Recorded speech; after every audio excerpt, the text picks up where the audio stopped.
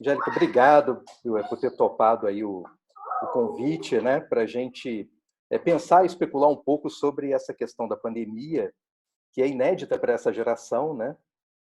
Como ela está nos afetando e que tipo de legado, positivo ou negativo, ela vai deixar para a saúde, né? E o primeiro ponto que eu coloco aqui é que, enfim, nós estamos enfrentando uma situação que é muito difícil, né? Sob vários aspectos, sanitários, econômicos, morais, que é uma experiência inédita para essa geração, né?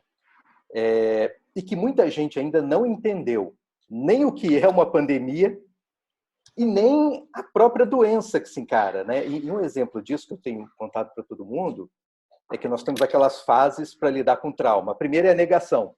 Eu acho que a sociedade encarou essa primeira fase. Só uma gripezinha, não tem nada, isso não vai dar problema, mata pouco, é 1%, enfim.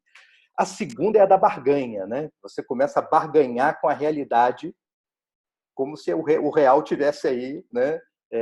Escutando os teus argumentos e fosse se dobrar algum deles, né?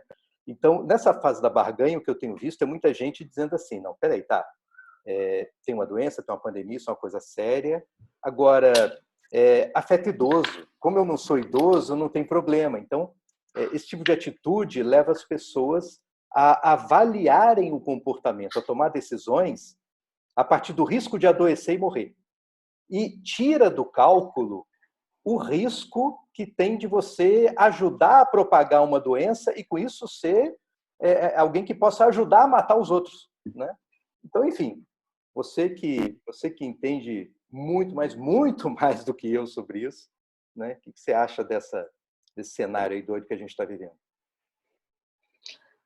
Júlia, eu quero primeiro assim te parabenizar por essa iniciativa, porque é algo muito importante para a gente estar discutindo e falando sobre esse assunto nesse momento tão peculiar que a gente está vivendo. Quando você fala de pandemia, o que seria uma pandemia? É uma rápida disseminação de uma doença, assim, ela atinge um grande número de pessoas e num curto período de tempo. E isso extrapola regiões, países e continentes. E é o que a gente tem visto hoje com o coronavírus. E toda essa polêmica é porque a gente ainda não tem uma vacina segura e eficaz para interromper totalmente essa transmissão. Agora, em relação às pandemias, ela não é algo novo no mundo, né? A gente tem a cada 100 anos, a cada 200 anos, sempre tem uma grande pandemia. E essas pandemias, elas tentam, de uma forma ou de outra, eu sempre falo que a saúde envolve tudo no mundo, né?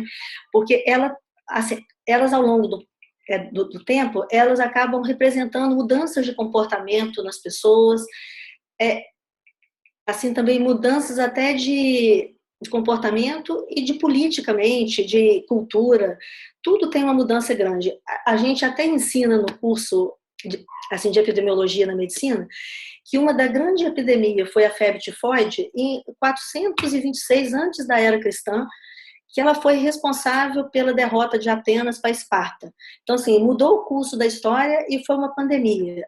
Aí a gente vem depois com a peste negra, aonde na época todo mundo se falava latim, a elite falava latim, e se começou a mudar para a língua comum, que é o inglês, que virou a língua dos negócios, porque a elite sacerdotal da época começou a morrer tudo isso de peste negra, e aí teve essa nova mudança de comportamento. Depois teve a sífilis, que todo mundo se cumprimentava com 2 beijos, assim, era o cumprimento da época, e depois disso começou o cumprimento pelo aperto de mão. Então, a gente vem ao longo da história vendo essas mudanças de comportamento. E agora resta saber qual vai ser o legado que a epidemia da Covid-19 vai trazer para a mexida geral, que é uma epidemia que veio muito rápido, e é o que você falou, então no começo pegou todo mundo despreparado, a gente ainda não sabe como se comportar diante da epidemia do Covid.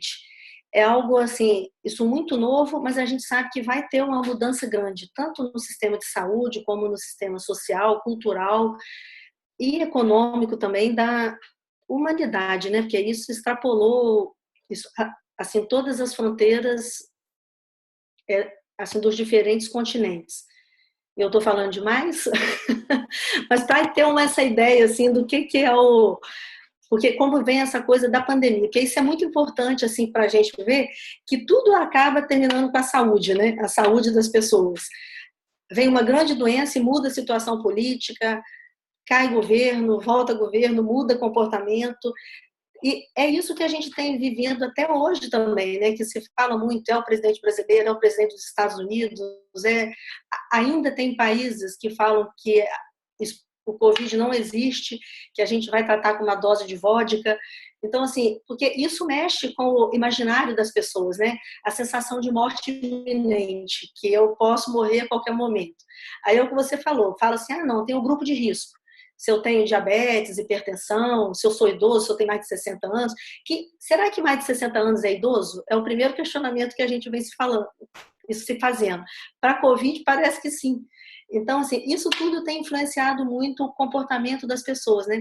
A gente ainda não sabe bem aonde isso vai parar. Bacana. Você está falando do legado. Eu estava lendo outro dia, nem sei se... enfim, nem fui investigar a fundo para saber se é verdade, mas consta, segundo, acho que é a Associação Nacional de Produtores de Cachaça, né? Estava no site lá, que a caipirinha foi criada durante a gripe espanhola no Brasil, porque começou a circular o boato, né, de que cachaça com limão e mel curaria ou evitaria que você pegasse a doença, e nisso nasceu a caipirinha, né? Fica um legado aí curioso, né? Com certeza. Não é? Você vê que até hoje se fala disso, né? De usar cachaça com mel e limão, que é bom para gripe. Já vem desse imaginário, dessa mudança no comportamento das pessoas por conta de uma pandemia, né? E tem toda essa questão de como proceder. É muito interessante que a gente vê os especialistas ou os grandes gestores da saúde, como o diretor da OMS, isso do NIH americano, que é o Instituto de Saúde deles, ninguém tem uma resposta correta ainda. Então, assim, o que se faz hoje, isso é em relação à Covid, e que se fala muito do isolamento social, de diminuir a curva da doença, o achatamento da curva, isso é muito importante para quê? Para que dê tempo do serviço de saúde se preparar para receber todo mundo. Porque se todo mundo adoecer de uma vez, a gente não tem um sistema de saúde no mundo que dê conta de atender todo mundo de uma vez. E isso ficou uma coisa muito forte para a gente, porque isso começou na Europa, uma Europa que a gente vê bem estruturada, e o serviço de saúde da Itália ter caído. Quando eu falo começou na Europa, claro, começou na China, na província de Wuhan, mas o que começou a chamar a atenção da falta de acesso ao serviço de saúde, porque a China a gente não ficou sabendo direito o que aconteceu por lá, por conta do governo ser bem fechado. Mas aí a gente vê que na Itália deu um choque para o mundo, né? Quem diria, há uns 6 meses atrás, de que a Europa teria passando o que está passando hoje, né? Isso do serviço de saúde da Itália ter se quebrado, porque muita gente procurando serviço de saúde ao mesmo tempo. A gente não tem no mundo um serviço de saúde que esteja preparado para receber em cuidados intensivos um número grande de pessoas ao mesmo tempo. Isso provavelmente vai ser um dos legados, porque a saúde vai ter que se organizar para que, quando acontecer uma situação dessa, o que a gente faz? Né? E é o que hoje. Agora, vamos fazer isolamento em todo mundo? Era a regra da OMS até dias atrás. Aí, no dia 20 de abril, o diretor-geral da OMS já vem fazer uma fala que a gente tem que se preparar. O isolamento social é o ideal, é o que a gente consegue jogar, esparçar os casos, porque como a gente não tem uma vacina, as pessoas vão continuar se contaminando, porque eu tenho um grupo grande de pessoas vulneráveis que nunca entrou em contato com esse vírus. Então, elas estão vulneráveis a pegar esse vírus. Enquanto a gente não tiver uma vacina, elas vão continuar sendo o que a gente chama, na linguagem técnica, suscetíveis a entrar em contato e se contaminar com a doença. Só que o que acontece? Quando o vírus agora começa a se espalhar para a América Latina e para a África, aí ele já começa a rever um pouco essa questão e ver como que nós vamos lidar com essa pandemia, que eu tenho, assim, como profissional de saúde, a obrigação de falar que o isolamento é o melhor.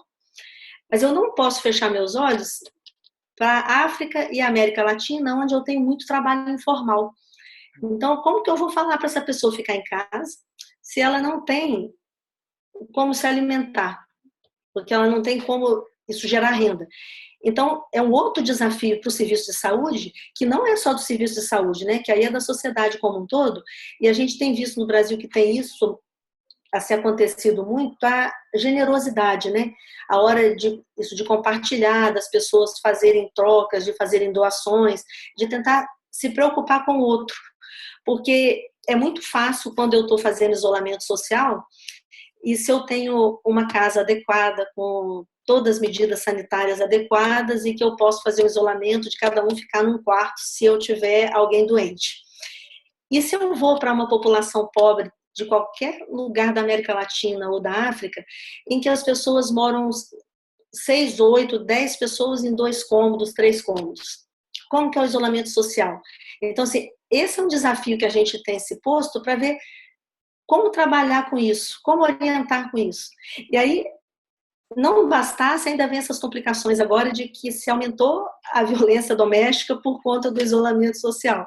Então, isso é uma questão, assim, mais a sua praia, por sinal, que é como trabalhar com as questões de direitos humanos nesse contexto, né? Ou como trabalhar com os refugiados, com os imigrantes, isso nesse contexto do que é o 100% certo de eu fazer e como que eu vou fazer isso. E isso eu estou falando assim, totalmente desvinculado de qualquer setor político, mas é em saúde só, de como que a gente trabalha com isso. Porque é perfeito a figura de livro de eu falar, vamos fazer isolamento social. Eu sou um funcionário público e continuo recebendo meu salário. Né? Mas e quem não tem? Isso. E o lavador de carro ou a manicure, como que a gente vai trabalhar com isso? Eu acho que essa é a complexidade dessa situação, da gente, nesse momento, tentar estimular assim, a generosidade das pessoas, da partilha das pessoas, de eu ter um pouco, de eu conseguir dividir com o outro, porque é só assim que a gente vai conseguir tentar controlar essa pandemia. Eu estava olhando porque assim, eu peguei o hábito, aliás, é um péssimo hábito, não recomendo a ninguém, que é, quando você lê uma notícia, olhar os comentários das pessoas, né?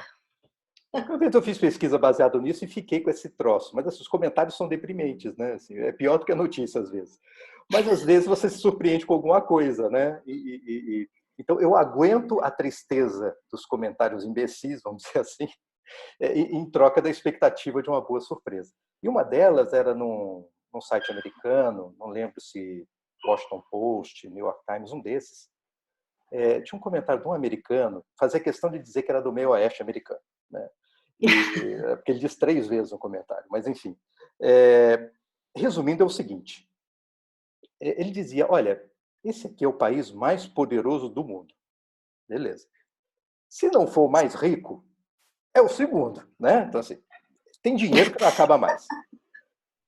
E não aguenta 2 meses com as pessoas paradas em casa. Quer dizer, a gente tem que, né? Nós temos que nos expor ao risco de morrer e matar para salvar a economia.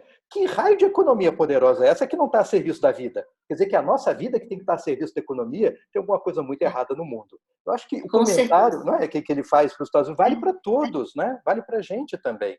Que é algo assim que a gente precisa repensar no futuro. O problema das pessoas, né, do trabalhador informal, é um duplo problema, né? Quer dizer, tem um problema de que, tá, eu fico em casa, mas quem é que bota almoço aqui amanhã, né?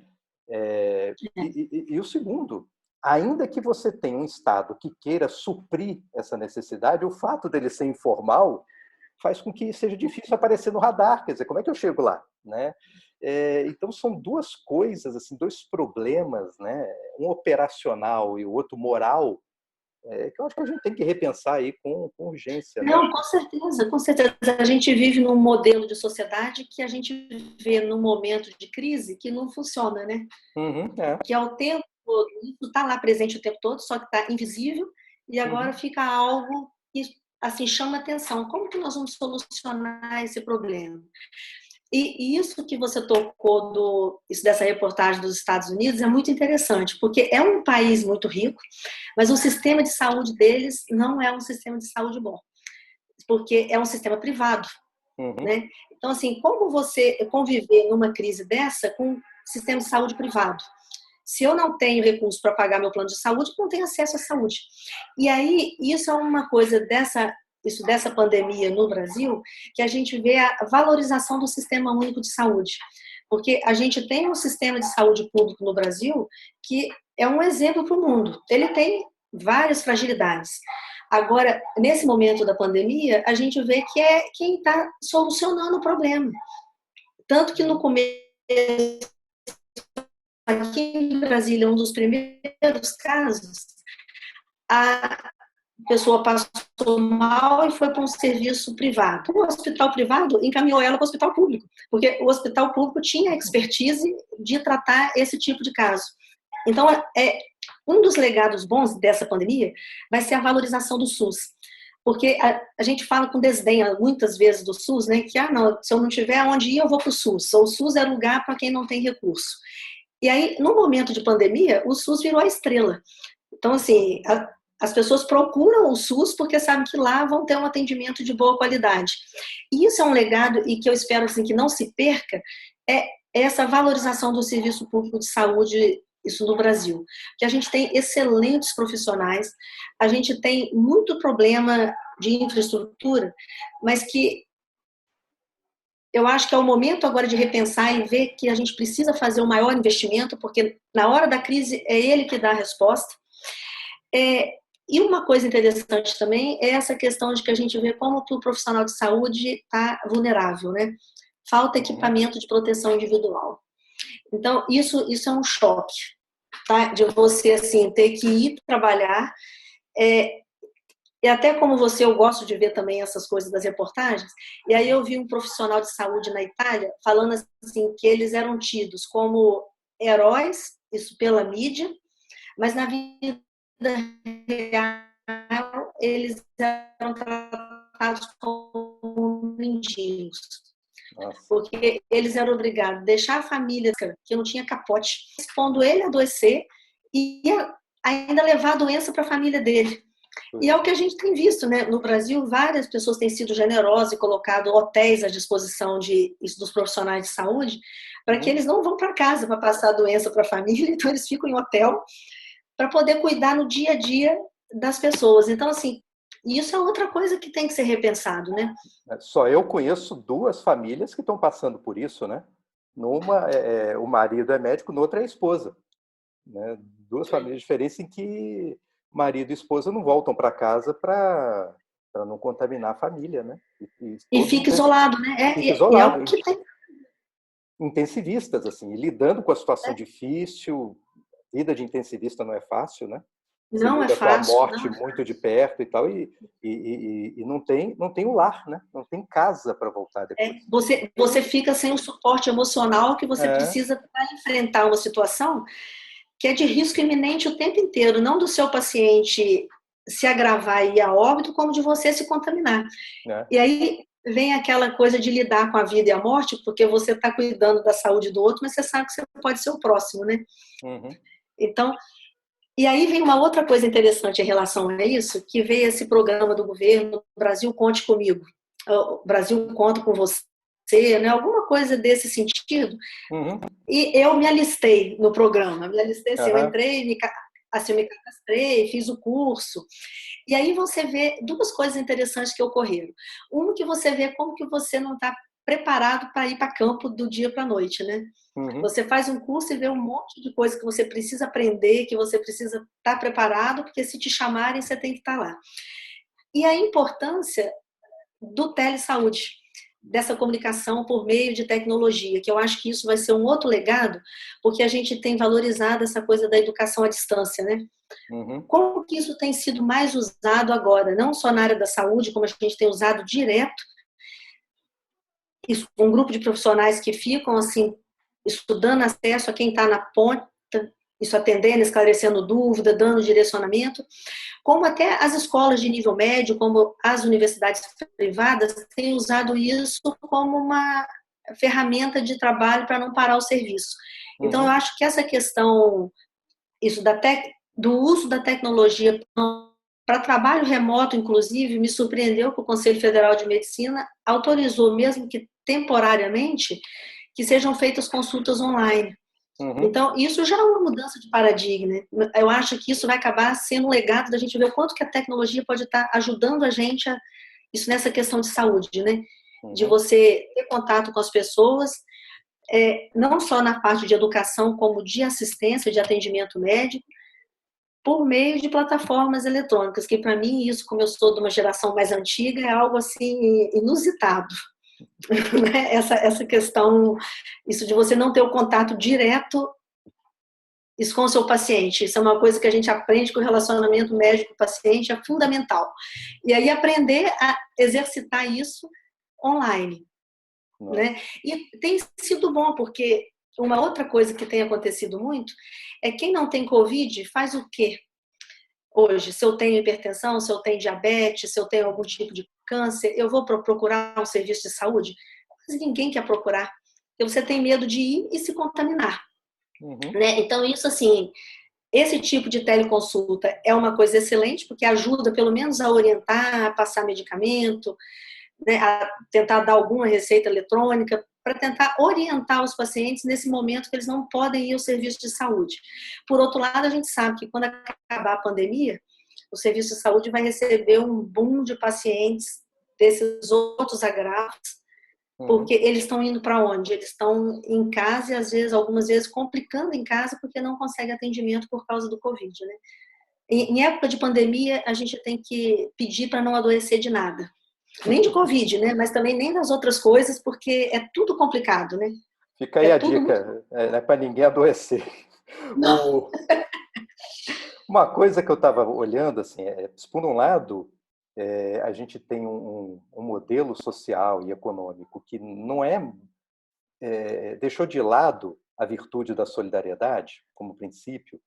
Por outro lado, eu tenho visto assim no meio científico, em especial da medicina, da biomedicina, uma troca de informações, quer dizer, uma colaboração tanto para desenvolver protocolos de atendimento, né, quanto para desenvolver vacinas, né, numa velocidade que é inédita, quer dizer, para quem não entende muito essa coisa de publicação, né, mas assim, você pega as grandes revistas, né, tipo a Nature, a Science e tal, tem um gap entre você concluir a pesquisa e publicar enorme, né? Porque você leva, como são revistas de ponta, são disputadíssimas, tem uma fila enorme para publicação. E todas elas pegaram todas as informações, os dados, ainda que parciais, ainda que pesquisas incompletas, e pularam na fila, botaram na frente, como uma forma de você intensificar, né, e acelerar a troca de conhecimentos no meio científico.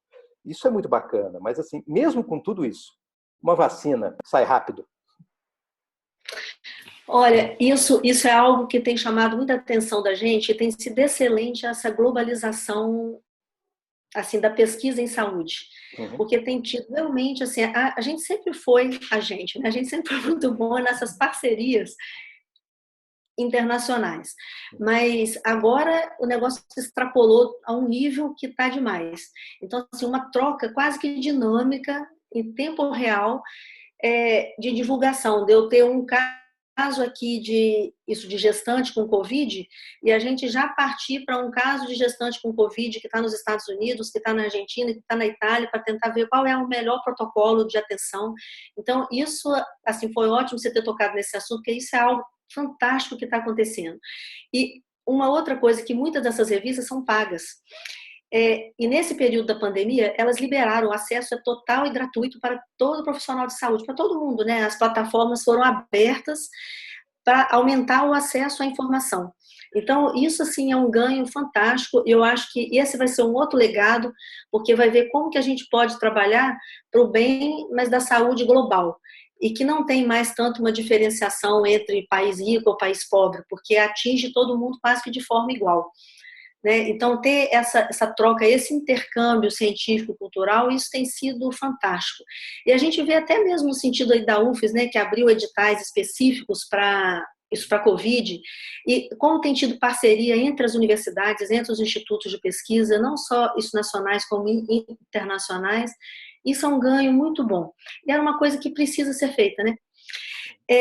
A vacina tem tido vários desenvolvimentos de vacina, vários protocolos, só que é o que a gente estava falando no começo, é um vírus que a gente não sabe como ele se comporta. A vacina demora de 12 a 18 meses em via de regra para ser desenvolvida. A gente sabe que a vacina do H1N1 foi um avanço tremendo, que foi a última pandemia grande que a gente acabou tendo em 2009, e a vacina ficou pronta em 12 meses. Então, assim, no período de um ano, a gente já tinha vacina para o H1N1. Provavelmente vai ser o mesmo assim, perfil agora do coronavírus. Pode até ser com tanta gente trabalhando em conjunto e o agravo da pandemia, que ele está sendo bem maior do que o do H1N1 foi, a gente consiga ter essa vacina num tempo recorde. Mas, em geral, a média vai ser por volta de 12 meses. Até você ter falado de vacina, uma outra coisa que eu acho que vai ter que ser repensada depois dessa pandemia é a dependência que a gente tem de insumos para a produção de medicamentos e de testes diagnósticos, inclusive de vacina. Com a globalização, isso tudo ficou na mão de poucos países, sendo que a China e a Índia são os líderes, né? Isso de produção dessa matéria-prima. Então, mesmo os grandes laboratórios nossos brasileiros, que produzem alguns medicamentos, eles dependem da matéria-prima que é produzida na China e na Índia. E a Índia agora está em lockdown. Eles fecharam tudo, inclusive as fábricas que produzem esses medicamentos. E aí vem um questionamento que vai ser para depois do Covid. Já está sendo agora, né? Porque a gente já não tem máscara direito, já não tem respirador, já não tem insumo laboratorial, ou começou a faltar para vários outros medicamentos que a gente usa aqui.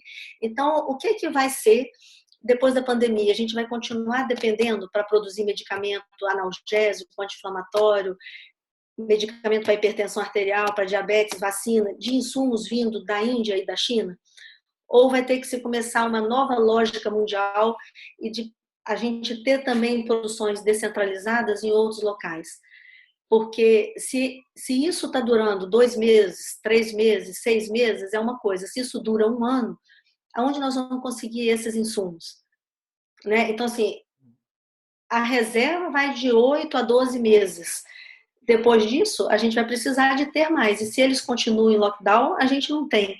Então, assim, é uma vulnerabilidade do país em relação não só ao Covid, como a outros agravos em geral, né? Porque vulnerabilidade global, né? Global. Isso não é um problema nosso no Brasil, mas é um problema global. Por conta da globalização, a gente acabou ficando refém de alguns locais aonde fabricava. A gente importa insumos para vacina da França e da China. A França também estava fechada e vai ter problema de se reestruturar. Então, assim, como que vai ser esse acerto depois, né? Como que a gente vai se comportar no todo de reorganização de uma sociedade mais igualitária? É uma resposta que a gente ainda não tem. Nós já temos aí essa altura do campeonato, né, na Europa, na Ásia, um número grande de pessoas que passaram pela doença, sobreviveram, enfim. A gente já tem notícias das possíveis sequelas, né, porque muitas vezes uma doença não termina com a cura, entre aspas, né? Ela deixa consequências. Nós já temos alguma notícia disso? Ainda nada. O que se tem que quem está recuperando tá recuperando saudável, né? Só que um acompanhamento de médio e longo prazo a gente ainda não tem. Mas uma boa notícia é que, em geral, as infecções respiratórias causadas por vírus respiratórios, elas são consideradas aqueles agravos agudos. Então, assim, se você passa por uma gripe, você fica curado. Em geral, tem sido assim. Então, até agora, a informação que a gente tem é que não tem sequela, que não vai ter nenhuma consequência mais grave, que é uma infecção aguda, que se você conseguir sobreviver a essa pneumonia gravíssima que ela causa, você fica curado. Pelo menos é o que se tem. Mas isso tem chance de mudar? A gente não tem essa resposta. Igual isso, inicialmente se achava, ou se acha ainda, que não tem nenhuma complicação na gravidez, que não tem isso, transmissão vertical do vírus, isso do coronavírus. Até agora mostra que não. Isso mostra que a grávida, pode ser que ela tenha um pouco mais de gravidade por conta da imunidade natural, mas também nada provado. Então, assim, a gente está numa fase aguda da infecção, que a gente tem mais perguntas do que respostas, né? A gente tem mais questionamentos e tudo ainda está sendo em teste. Eu acho que nós vamos precisar de um tempo maior para ver essa questão de se realmente é pior na grávida, se é realmente... Por que é melhor em criança? Porque as crianças também não estão adoecendo, né? E a gente não tem uma resposta. Por que criança não está adoecendo? Infecção respiratória, em geral, é pior na criança e no idoso, e na grávida. E por que isso está ficando diferente no Covid? São respostas que a gente ainda não tem. Então, assim, ainda tem muito, em termos de pesquisa científica, ainda tem muito a se fazer. E é por isso que essas grandes revistas, qualquer caso que sai, eles já publicam. Se é Covid, tem um fluxo diferenciado, porque a gente precisa de respostas, né? A gente precisa de respostas para ver o que funciona, o que não funciona. Vários medicamentos de HIV, ou a hidroxicloroquina, ou a heparina, sendo usada para Covid, é melhor ou é pior? A gente ainda não tem esses resultados. Até agora, a gente não tem resultado nenhum. Se é para usar, se não é para usar. Alguns usam, alguns não usam, mas a gente precisa de evidências melhores para tomar alguma decisão de que aquilo é recomendado ou não é recomendado.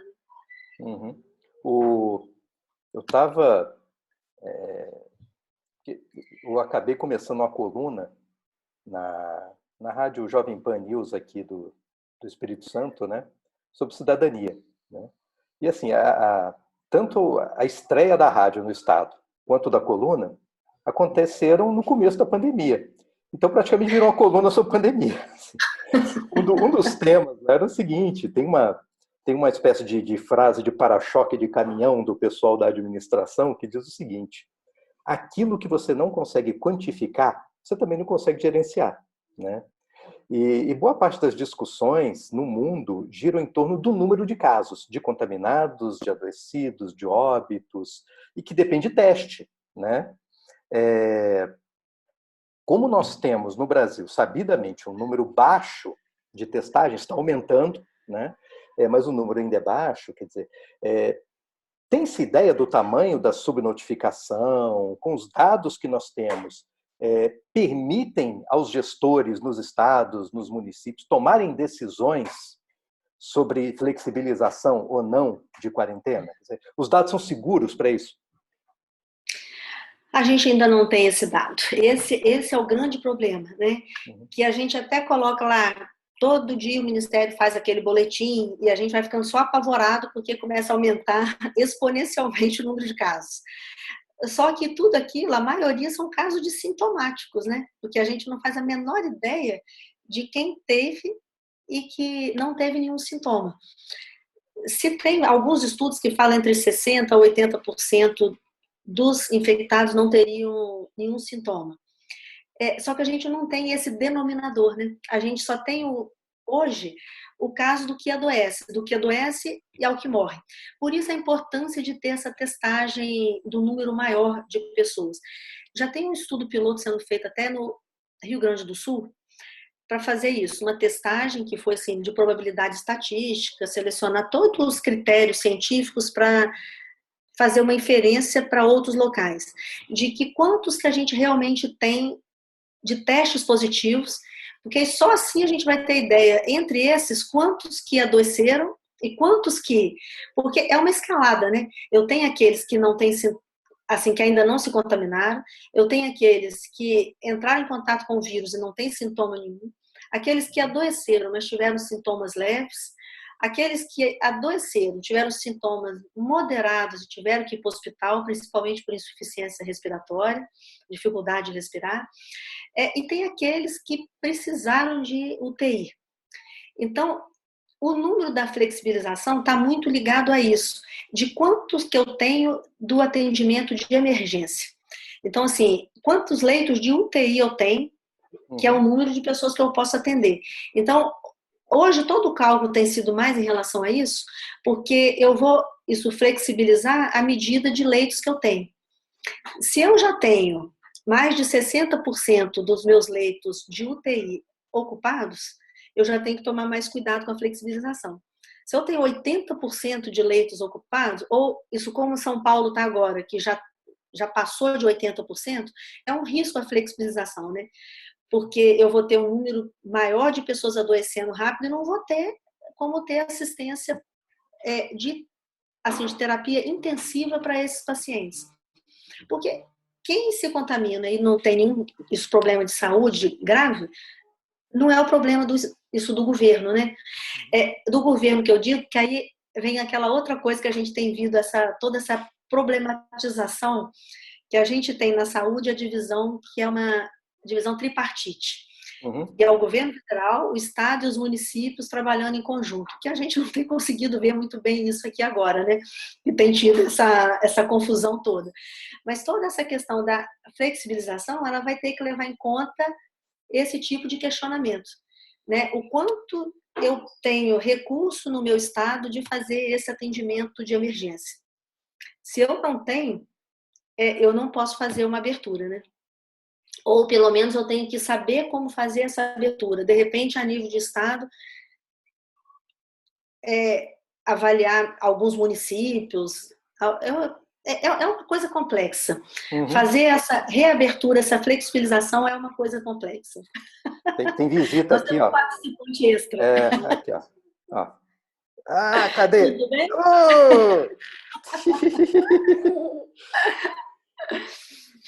Mas essa é a pergunta de $1 milhão. Assim, como flexibilizar sem ter uma notícia ruim mais para frente, né? Como fazer essa flexibilização sem que o sistema de saúde entre no caos? A gente não tem essa resposta. Como Manaus entrou em caos, né?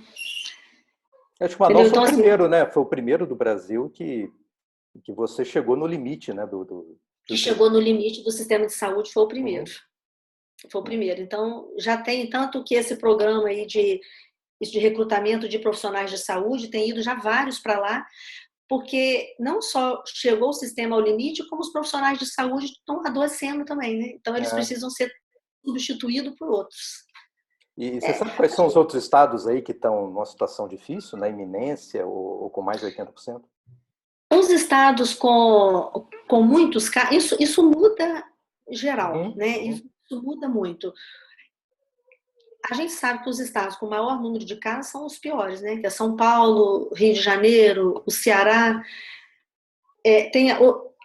O Espírito Santo ainda acho que não atingiu, está por volta de 60%, 65%, né?